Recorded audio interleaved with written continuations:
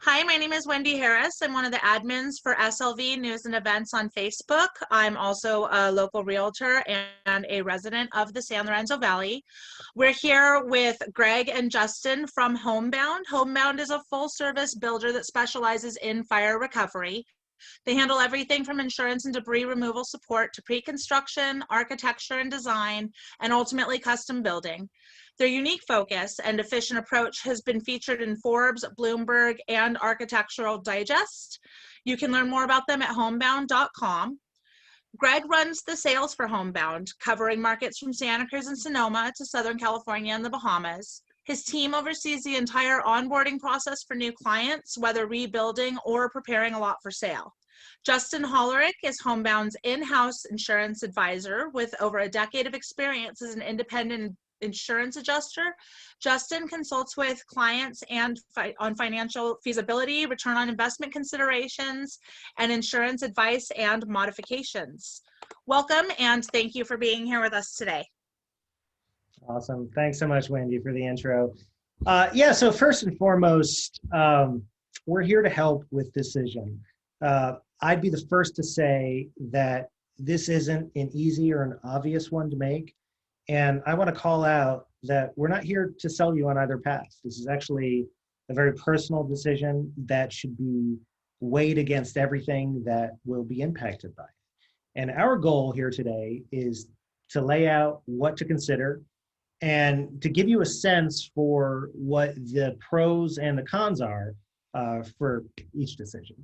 Now, part of that is financial, but there's also other considerations: community, work, risk tolerance, and frankly, personal preferences. And we're not going to be able to get into the specifics of everyone's scenario, but we can lay out some common considerations that we see. So the second part of this intro will be, letting you know about our background and discussing the factors that go into the decision. And this will include core questions to be asking yourself leading to the decision, pros and cons to consider. And in fact, this might seem really simple, but many of our clients actually do put together an actual pros and cons list, and it's something that we would suggest. And understanding risks around different decisions, I think, is really critical here. Next, how you think about insurance and frankly, ROI is part of the process. And something I call the meaningful intangibles, and I'll explain more about what I mean about that. And lastly, we want to get Wendy's perspective as a realtor, making sure you have a sense for what's going on in the local market. Then we'll leave a little bit of time for Q&A.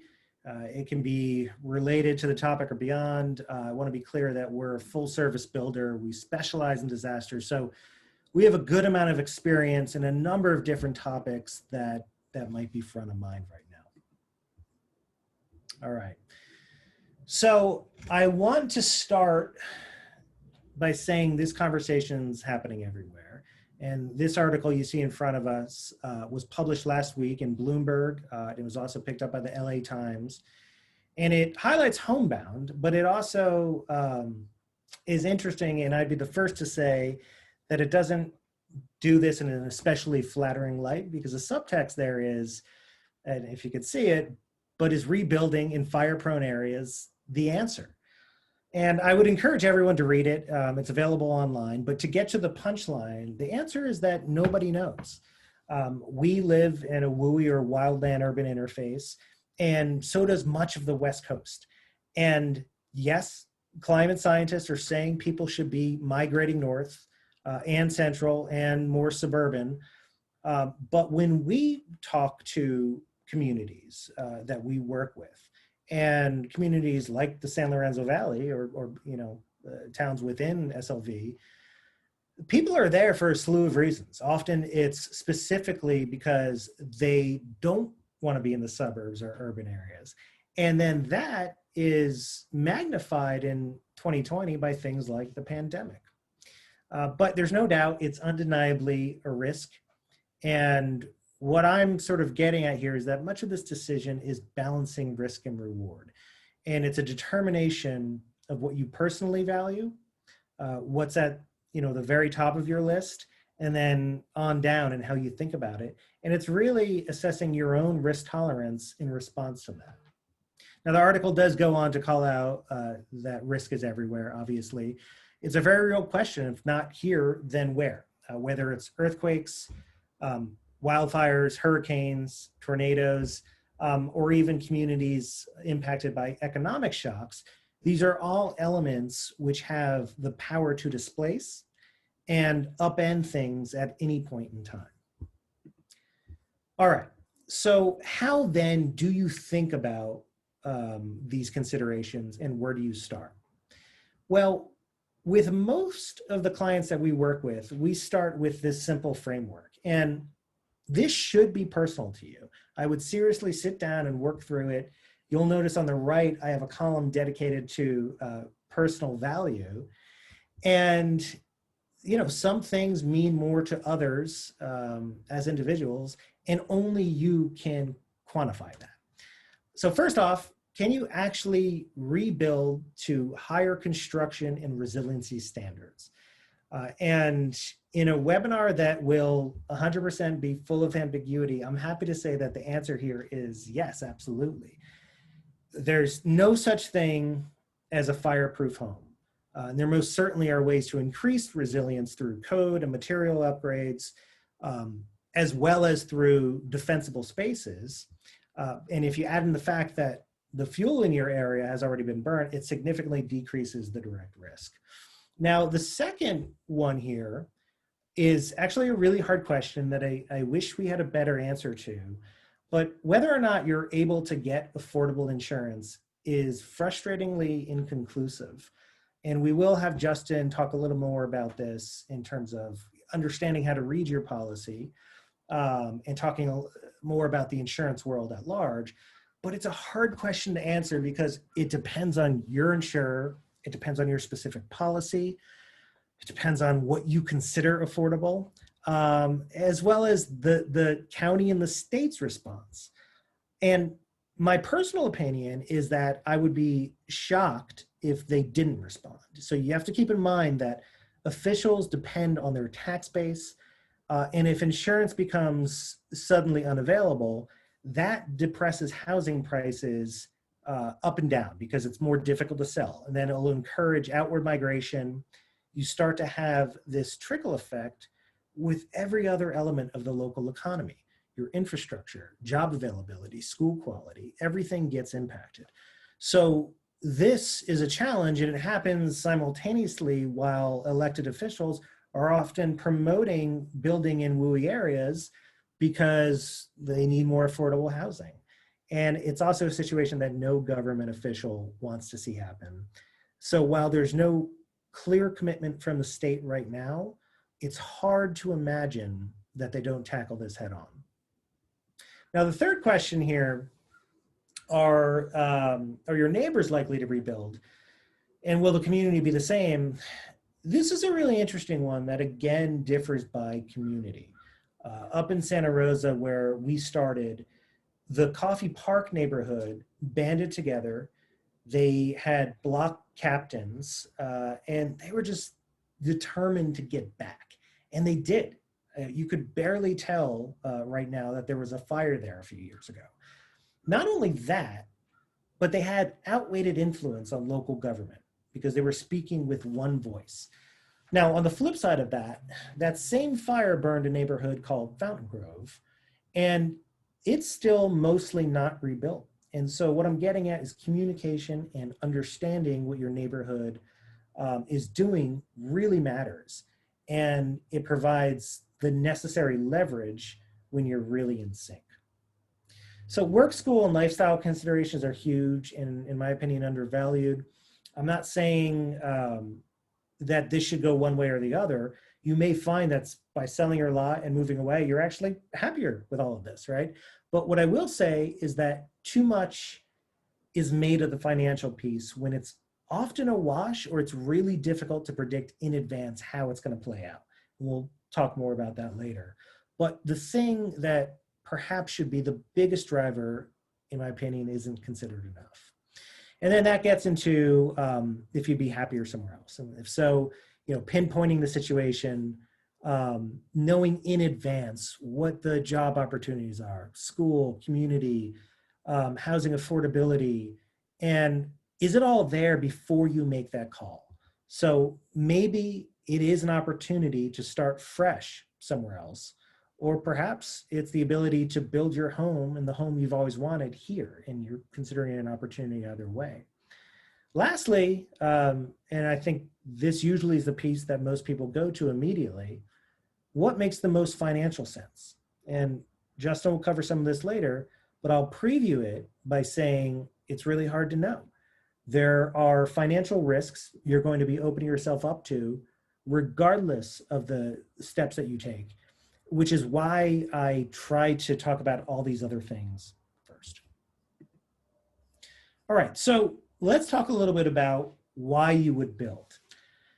Now, for me, this almost always starts and ends with because it's home.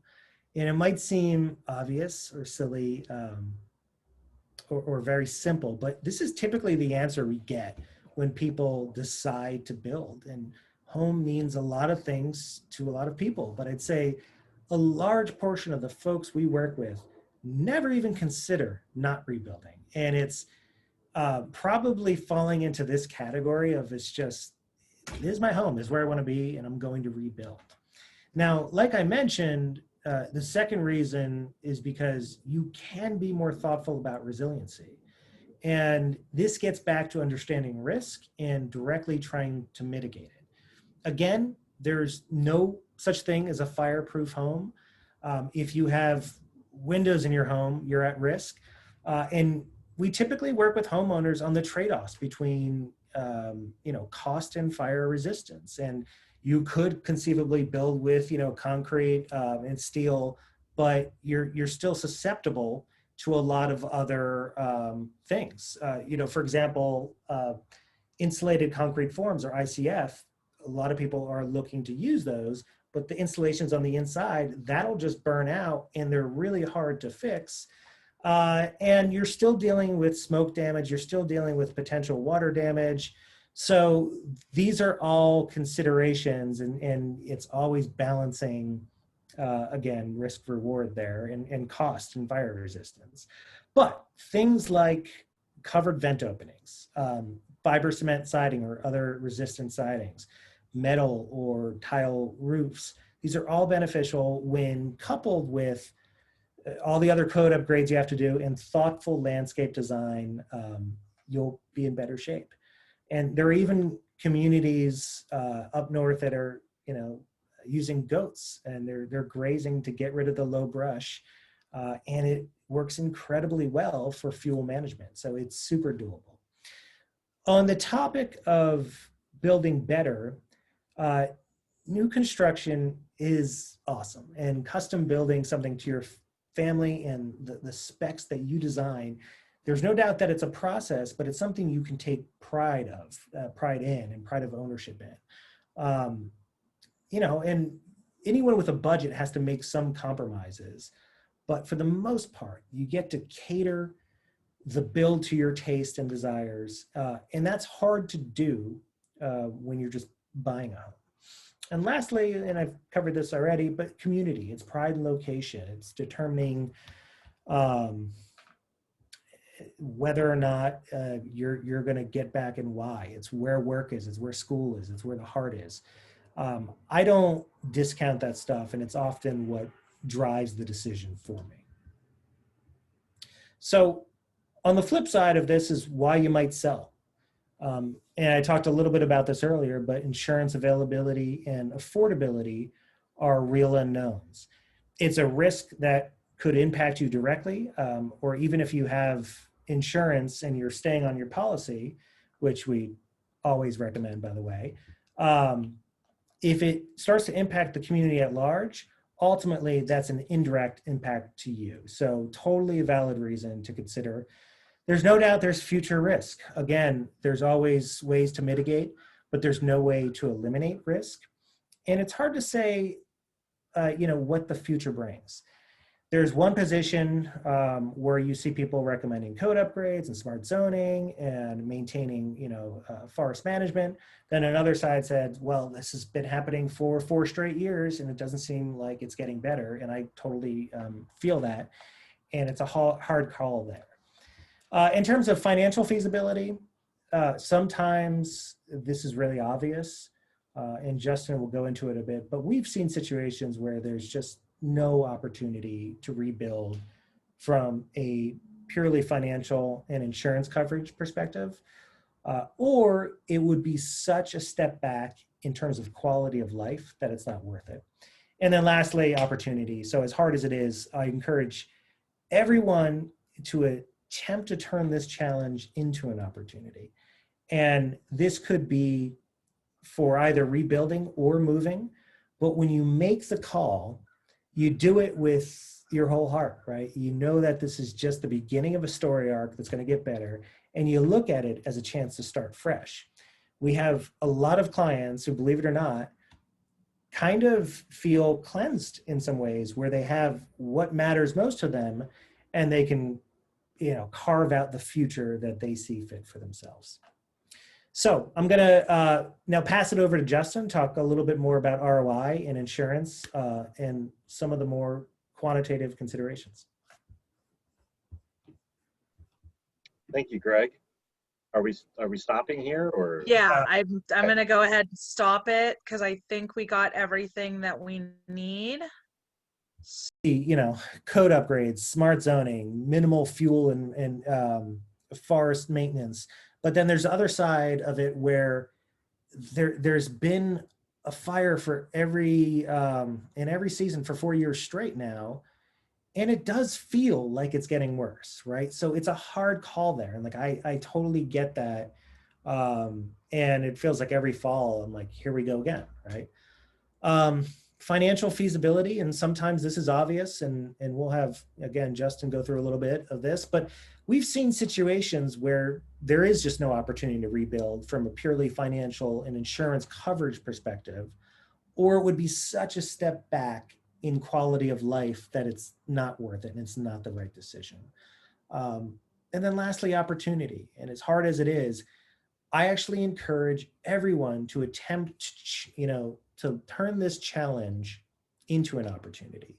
And this could be for rebuilding or moving, but when you make the call, you do it with your whole heart, and you know that this is just the beginning of a story arc that ultimately does get better, but you're looking at it as a chance to start fresh. We have a lot of clients who, believe it or not, feel kind of cleansed in some ways after fires, where they have what matters most to them, and they actually now think about this as carving out a future that they see fit for themselves. So I'm actually going to pass this over to Justin, who's going to talk a little bit more about ROI and insurance and some of the more quantitative considerations. Yeah, thanks, Greg. Thanks to all involved in joining this Zoom meeting. Insurance is a crazy industry. This is my 17th year now in the insurance industry. I worked for both the insurance carriers as well as an independent, as well as a public adjuster as well. And the consensus is that the way that policies are being issued is not relatable to actual rebuild cost. And so we have a fundamental concept issue with builders wanting to build, wanting to get people home, and an insurance piece not providing enough value in order to get the rebuilds done, due to, especially in catastrophe situations, due to supply and demand. There are many ways to look at insurance, but really what it comes down to is, what does your insurance policy provide? What is the maximum value that the policy can afford if you choose to rebuild your home? And so that is really the most important question that we're seeing that people are asking themselves when they're starting to talk with general contractors about pricing, about cost per square foot basis, and so on and so forth, which really not helps determine, it does determine potentially what a good path may be, or a wrong, potentially less motivated type of decision in terms of rebuilding on either your own lot, a different lot, or just selling your lot and moving away. And I'll talk to you guys about really those options. There's actually a fourth option too. The fourth option is really actually using your insurance proceeds to actually buy a home that's already built.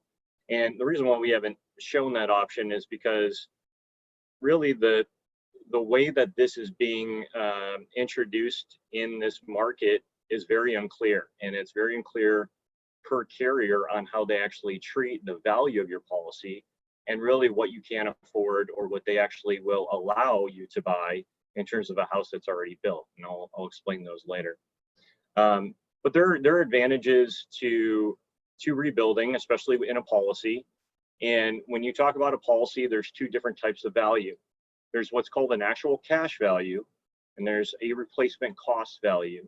And I'm sure that most people that have been talking with their carrier about the loss have brought up that what they owe up front is the actual cash value of your loss, meaning they don't owe the full amount of a rebuild unless you are actually going to rebuild your property. There's something called recoverable depreciation. Recoverable depreciation is not owed up front, and it's what's called an incurred cost. And there are actually several incurred type of costs within the policy that actually determine what kind of money you can get out of the policy without rebuilding. So it's a huge determining factor when you talk about return on investment, or in terms of what your position is cash-wise for your personal choice whether you want to rebuild or not. I think, Greg, do you want to go to the next slide? Maybe we can go, is there my dashboard after this? So I'd like to talk about your policy first before really understanding the options. This is what we call an insurance dashboard. An insurance dashboard really cuts through the 40 to 50 pages of your policy that give you endorsements and added coverage within the actual language and the body of the policy. We always recommend for people to always ask for a certified copy of your policy when you do have a loss, so that you actually can read exactly what your policy says and understand really what the total value of your policy can pay out on. So this is a really important piece that we like to show that cuts through a lot of the language and very confusing direction at times on how a policy actually performs in terms of value. What we do is we take a policy and we actually go through and really give a definitive value so that you can make informed decisions based on, if we were to max out your insurance policy, what type of value would we be getting back? And so, that's a really important step when you're trying to understand whether you want to rebuild or not, because you need to know exactly what your max budget could be potentially should you choose to rebuild. In this example right here, this is State Farm. The policy itself is typically set on what's called a main coverage A dwelling amount, and so your declarations page will show what we consider is your main coverage A dwelling value, and in the top left corner you'll see it's at $325,780 for this example. Most carriers will actually use this as a determining factor to actually give you extensions of coverage or additional amounts of coverage that you actually will see at the top left here when you see subtotal coverage A. Subtotal coverage A in this policy actually provides $521,000 approximately in value should you max your policy out, meaning that the value to rebuild is at $521,000 or more. And that's really important to know when you actually talk about your square footage in terms of what you are going to rebuild. So on the right hand side, you'll actually see a low and high value, and the low value is actually 562 in this example, and high is at 750.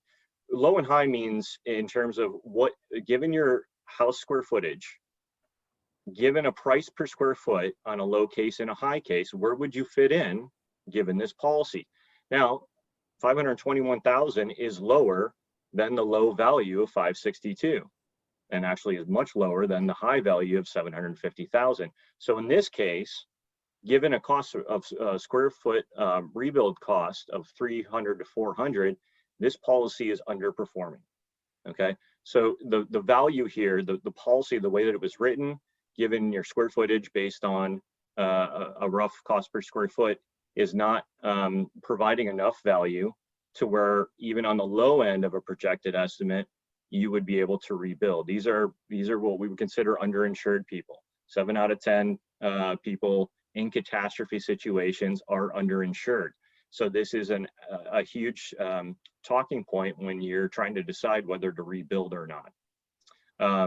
The policy will cut some other coverages, and you'll see on the left, you'll see personal property. You know, personal property is really for your personal belongings. Now, some people do take some of this money and they will put it towards a rebuild, but really that's not the intent of the policy. The intent of the policy is that you should have had enough coverage on your main dwelling A coverage and other structures to rebuild what you had, like, kind, and quality. There's some debris removal that you see at the bottom left too. Debris removal is a whole different topic. And really, debris removal deals with typically with FEMA or private contractors. But really, what I'm trying to illustrate here is that sometimes policies don't perform the way that we had hoped and anticipated when we signed up with an agent and actually trusted their opinion on how to set proper values. Given a catastrophe build and situation, supply and demand is everything in terms of trying to rebuild with a budget. So it is very apparent that policies are not set properly.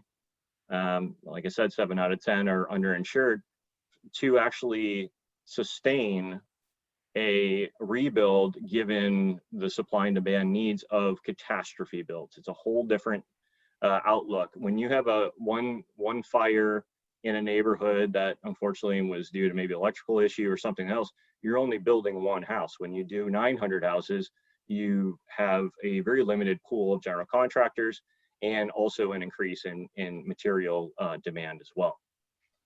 So let's flip back, Greg, to the first dash if we can. Yeah, That's okay. no. There we go. So what does this mean? Building on your lot, selling your lot, and building on another lot, or just selling your lot and moving away? What are the pros and cons? I'll just cut to the chase with really the most important aspect in terms of insurance. They don't owe the full value of the policy, and they don't owe the recoverable value of the policy. They only owe cash value unless you rebuild. So when you're looking at the estimate that the insurance company gives you, you're going to see items, detailed item list that says recoverable depreciation or incurred cost. Now those things are, again, not paid to you unless you actually use those proceeds towards a rebuild. So when you sell your lot and you actually and buy somewhere else, there are some dark areas or gray areas, I'll call them, to where the insurance carriers need to reevaluate how they handle recoverable depreciation. Now, California law is stating that recoverable amounts should be owed up front, whether you buy a house on a different lot, or you build on a different lot, or you build on your own lot that you currently have. That should be owed up front. But there's a hesitation at this moment because it's unclear in terms of what that value really is. So I hesitate in terms of when, in the scenario of if you choose to not rebuild and you actually want to buy a home that's already built, there's some gray area there that we're still trying to figure out as an insurance community on really how that impacts your claim as a whole. Selling your lot and building somewhere else is not prohibiting any type of return on value. So it's the same concept. If you were to sell your lot and to move somewhere else, the same concept applies as if you were to build on your own lot. Some people actually need to save some money. And so in terms of, where can you save money in this process? If you had a lot that is easy to sell, or a lot that has substantial value, and you can, you can see yourself living in a different type of lot and saving some money that way, you can still rebuild like, kind, and quality and not lose any type of value from your policy as if you were to rebuild on your own lot. What they owe is like, kind, and quality on the building, has nothing to do with land value. Insurance does not actually insure land value. So those are really the three options that we're seeing here. If we can go to the ROI, I think this ties in perfectly. So what we do here is we try to figure out, what does this mean? Like, what, I know this is very small. We can send this around. The intent here is to explain that we have a calculation method that really shows, if you were to rebuild on your own home, or excuse me, on your own lot, what would the outcome be? If you were to rebuild on a new lot, what would the outcome be? And if you were to sell your lot as is, how much would you be losing in terms of recoverable depreciation if you were to just sell your lot and not rebuild? The option number 3 is really overall something that most people try to avoid because they're leaving money on the table with the insurance company. And so typically you will see anywhere from 30 to 40% of value left on the table and not being paid out, because again, there are a lot of items within the policy that are what's considered incurred cost. You have to spend it to get it. So this goes through everything. This goes through really what are the key factors in making an important decision, and really has a lot to do with your financial setup that you had in terms of your mortgage, the balance on your mortgage, the lot value that you had, what kind of value would you get back if you were to sell your lot, what kind of time frame also would that take in terms of actually trying to sell your lot, find a different lot, buy the lot, and actually start rebuilding on another lot. Those are all things that we consider when we start thinking about what is the best scenario financially for you in terms of rebuild. So we ask all those questions, and that's where we try to narrow down really what works for you personally, what works for your budget, what is the negatives and positives of rebuilding, and so on and so forth. Right on. Awesome. Thanks, Justin. And so I wanted to pass it back to you, Wendy, to just get a sense from the realtor's perspective and see what's going on in San Lorenzo Valley, and some updates on, for the folks who are considering selling their lots, like what considerations do you like to keep in mind? Okay, so there's a lot of requirements on whether or not a lot can be built on in the San Lorenzo Valley, and we don't know exactly where the county is going to land as far as providing allowances to people. So one of the things that is a current regulation that was not a regulation when many of these homes were built is that the county requires you have a full flat 1 acre on your parcel in order to get a septic permit. And you have to obtain that septic permit in order to get a building permit. There will probably be some allowances on that for people who are rebuilding. We don't know where they're going to land as far as handing those allowances if somebody sells the lot that's been burnt to the next buyer. That's still all kind of shaking out. Let's see what you got here for me. How does the current market look like for home sales and anticipate the fire impacting it? So as far as homes that are still standing, we've had a large number of families thrown into the market at this point, and we have less inventory in an already short housing market. So it is causing some of the prices from what we've seen to go up a little bit. As far as just the land lots, if somebody wants to sell their land lot or they're looking for one to buy, it typically takes 1 to 2 years to sell vacant land that has no permits, no studies, anything on the property yet. If you have something where you have permits, soil tests, feasibility studies, different things like that, that can shorten that timeline down to 6 months to a year.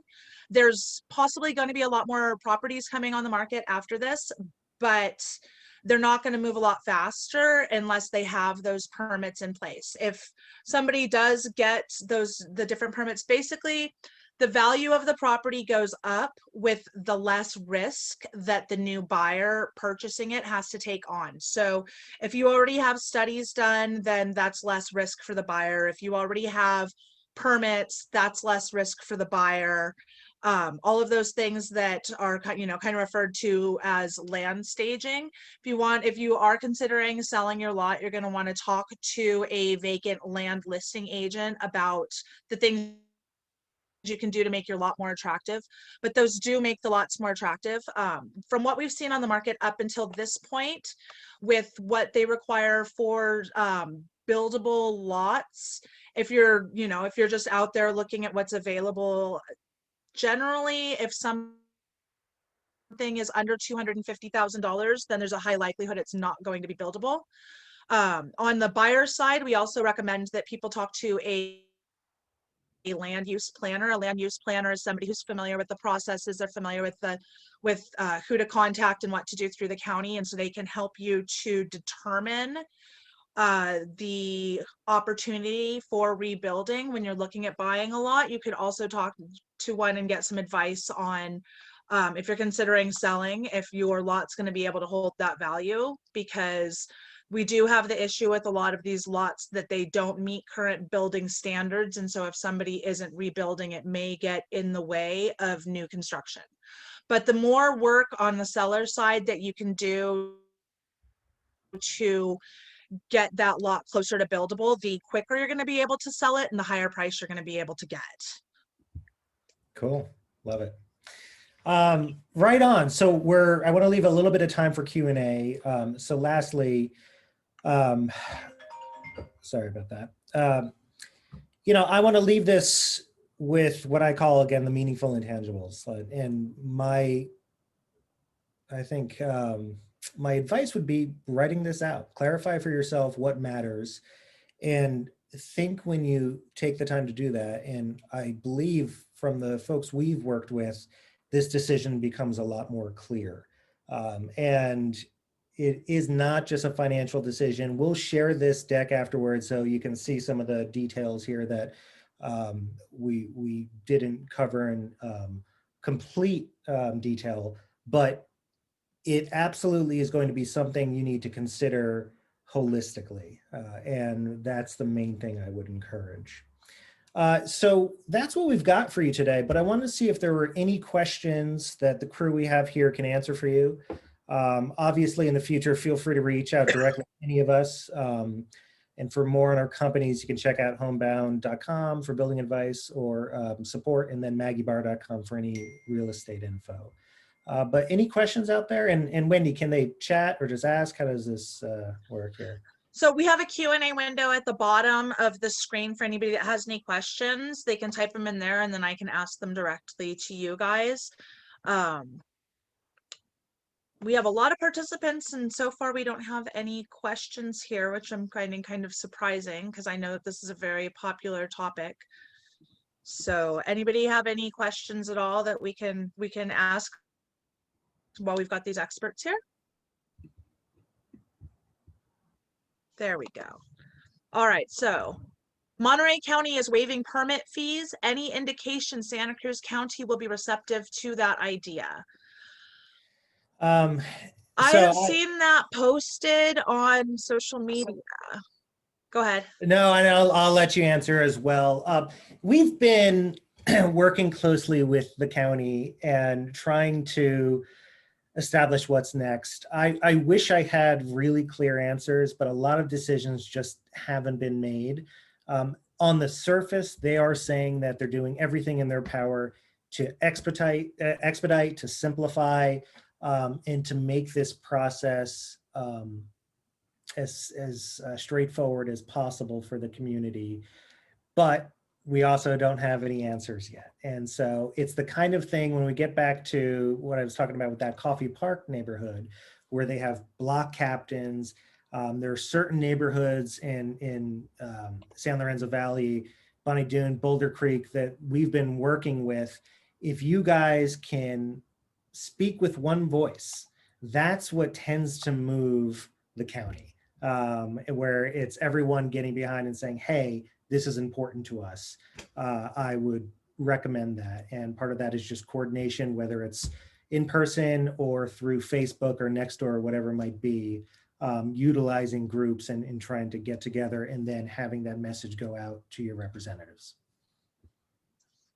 You said everything I was going to say. That's actually occurred in a couple other markets as well. So that is a common theme. I believe Malibu down south as well have really, pulled back on their fees and fee structures. So I think that is hopefully going to be a common thread with communities that need to rebuild from wildfire burning.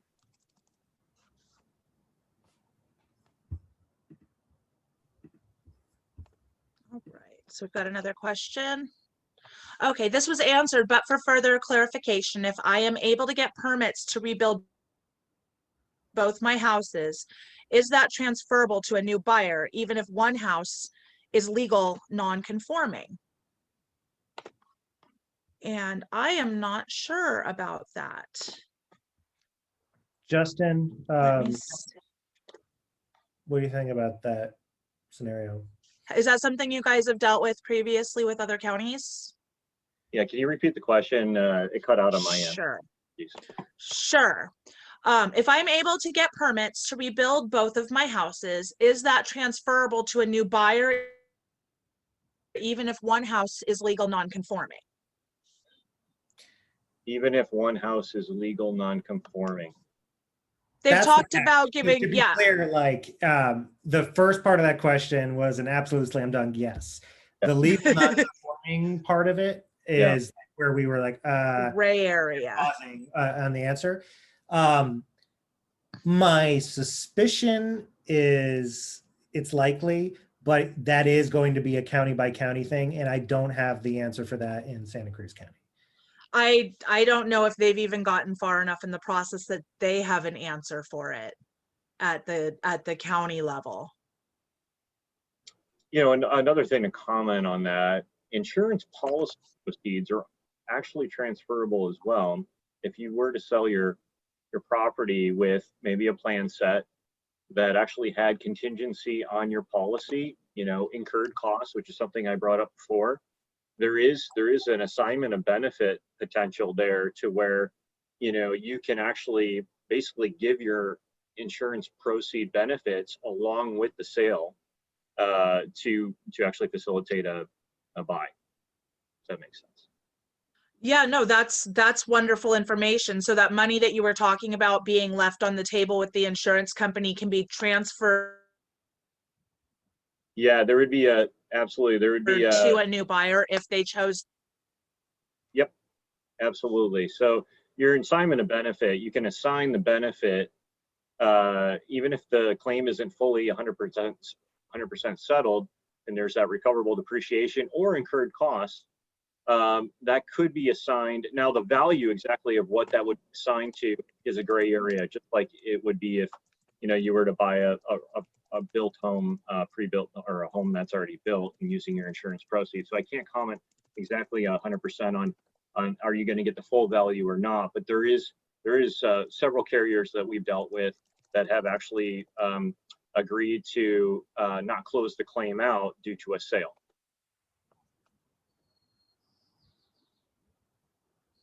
Okay, if benefits are assigned to a buyer, how does that affect existing mortgage payoff? Yeah, so it does, absolutely 100%. So the mortgage would have to waive their rights as well because they're a lien holder on the assignment of benefit from your policy. They're a named payee. So they would also have to be involved in the process there to make sure that that mortgage is going to be paid off in the transaction. That's really all they care about from what I've seen. Good questions, guys. Thank you very much to our attendees for some excellent questions. Do we have any more?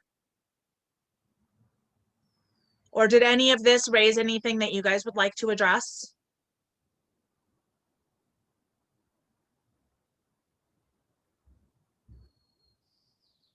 Nothing?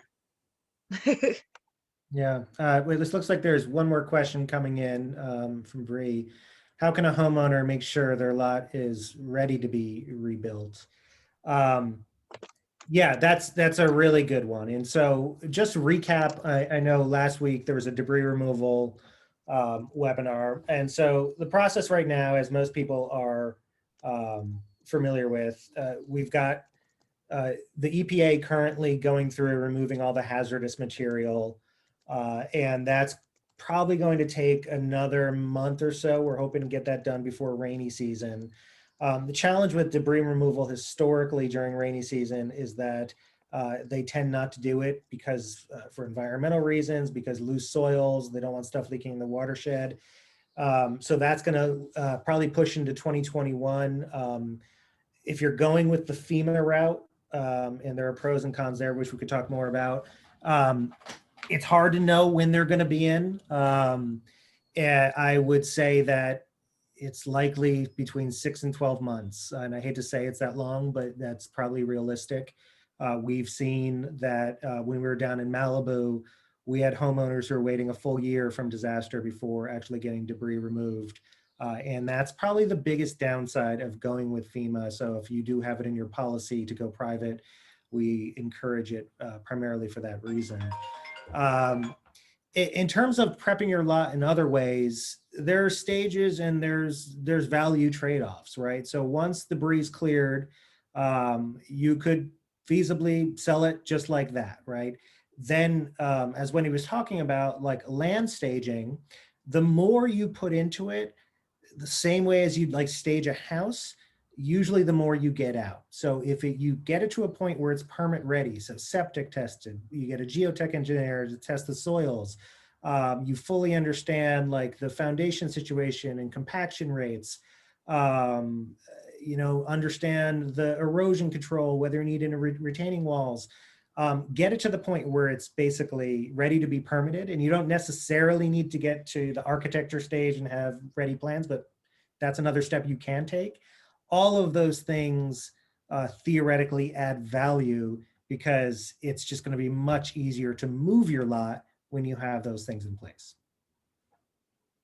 Another quick comment regarding insurance. I know this comes up quite frequently when I have interviews with clients is, well, I have additional living expense being paid for through my carrier. What are these delays? How do my delays impact, especially from a FEMA standpoint, to things that you don't really have a lot of control over? How does that really impact your additional living expenses? And so we have basically 36 months now in the state of California to claim additional living expenses. However, people that have a limit actually imposed in their policy to additional living expenses, there's some discussion about leniency with carriers about understanding that some of these things are out of your hands in terms of time and actual cost. So in terms of additional living expense discussions with your carrier, I would bring up the facts that there are really some obstacles out of your hands that should be taken into consideration when discussing your ALE, your additional living expense claims in terms of value.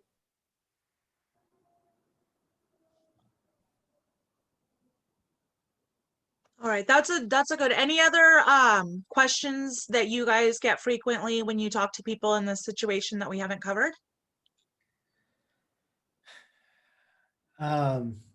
It's all across the board. I mean, because we handle everything from like insurance support and debris removal all the way through to building. It's endless. But again, for this webinar in particular, we're trying to focus just on like the decision of buying versus selling. I'm sorry, selling your lot and buying versus building. And this is most of what we talk about. And so I feel like there's been some good questions here. Oh, it looks like one more coming in from Bree here. Is it a landowner's responsibility to prevent slides, et cetera? Are we supposed to be doing something after phase 1 before phase 2? This is a good question, and the answer is yes. And so this is one of the things that I'm kind of concerned about, particularly in some neighborhoods in the Boulder Creek area. where it is your responsibility. Once hazardous material has been removed, I think that a lot of you all should be seriously considering erosion control, and there are temporary measures like wattles, hydro seeding, things you can do. Now, we've talked with civil engineers who, some of them are saying like, look, there's a theory where it may make sense just to let nature play out through the winter. And so my recommendation is like getting an expert in there, assess your personal situation. With homeowners that we're working with and that we're planning on building on, we are taking erosion control seriously because it's a real risk in your area, and thinking about temporary measures that we can, put in place. In terms of not supposed to be on the property until both phases, that's not correct. You're not supposed to be on the property right now until phase 1 is complete, so everything hazardous. After that, then you can be on property. Are those erosion control measures that you were referring to covered by the insurance? That is 100% covered. It would be applied to your dwelling aid coverage, so it does impact a little bit of your rebuild, like your total rebuild cost of your main house, but it's really necessary.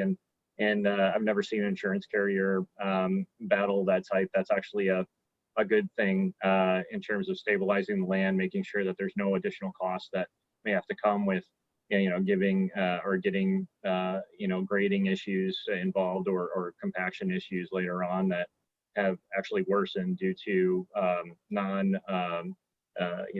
control methods relating to especially the heavy rainfalls in a rainy season.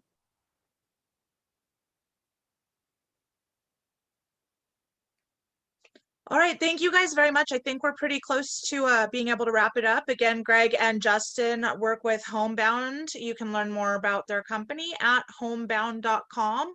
Their information's here on the screen if you need their address or phone number. Yes, thank you again very much for taking this time and for helping our community kind of wade through all of these complicated questions that we're suddenly finding ourselves faced with. Happy to. And again, if any additional questions, even if just high level stuff, just reach out. We're here to help, and that's what we enjoy doing most. So thanks guys for attending. All right, thank you. And to everyone attending, the recording of this should be up by later today on the event page of SLV News and Events on Facebook, the same link that you found to get here today. Please share it with anybody you think could benefit from the information we've talked about. We're all in this together. We're all here to help, and we all want the best outcome for our community. Thank you, Wendy. Absolutely. Bye.